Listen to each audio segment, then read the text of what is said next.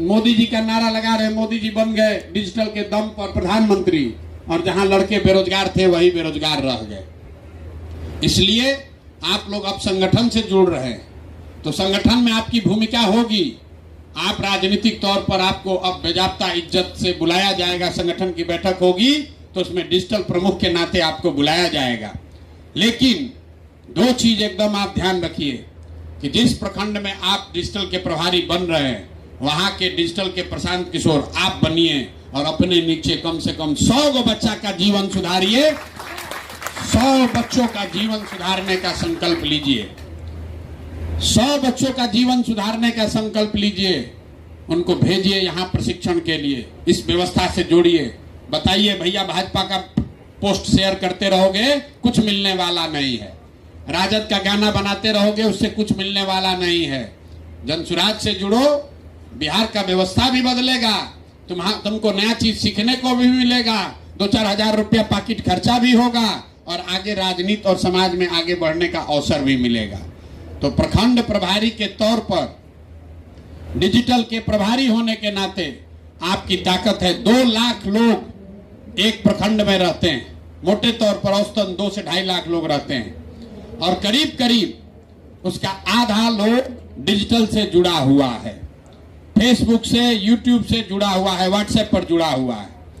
तो प्रखंड का जो वहां जनसुराज का अध्यक्ष है वो जीवन भर मेहनत अभी से चुनाव तक करेगा तो 5,000 10,000 आदमी से मिलेगा। आप एक बढ़िया वीडियो बनाकर वायरल कर दीजिएगा तो पूरा प्रखंड में 1 लाख आदमी देखकर जनसुराजी बन जाएगा। ये आपकी ताकत है। और आप जान रहे हैं कि जनसुराज के ऊपर वो आदमी बैठा है जिसको डिजिटल की समझ भी है और जिसके लिए मन में डिजिटल का सम्मान भी है, डिजिटल का काम करने वालों के लिए भी सम्मान है।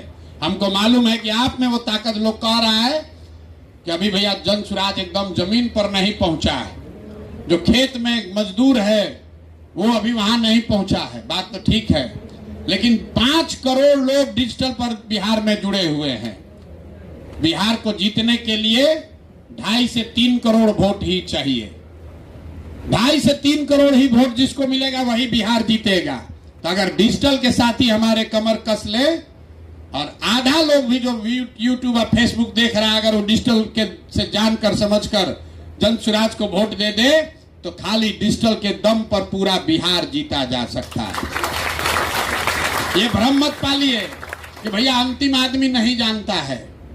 कोई भी चुनाव जीतने के लिए 10 में 3 आदमी को ही एक साथ करना है। मोदी जी को कितना आदमी वोट दिया है? 10 में 3 आदमी। 31% वोट मिला, मतलब कितना हुआ? 10 में 3। 7 आदमी ने वोट नहीं दिया। 35% भी दिया तो 3.5 आदमी ने दिया है। तो 10 में 3 आदमी को अगर आप समझा लिए तो आपका काम बन जाएगा। आप वोट सबका बराबर है। ऐसा नहीं है कि मोबाइल से जो सीख कर वोट दिया उसका आधा वोट है, या जो खेत में काम कर रहा है उसका 2 वोट है। सबका वोट एक है। तो खाली डिजिटल के दम पर, केवल डिजिटल के दम पर आधा बिहार की जनता को आप प्रभावित कर सकते हैं। इसलिए जो प्रखंड का प्रभारी बन रहा है, आपकी जिम्मेवारी है 100 डिजिटल योद्धाओं को नीचे खड़ा कीजिए।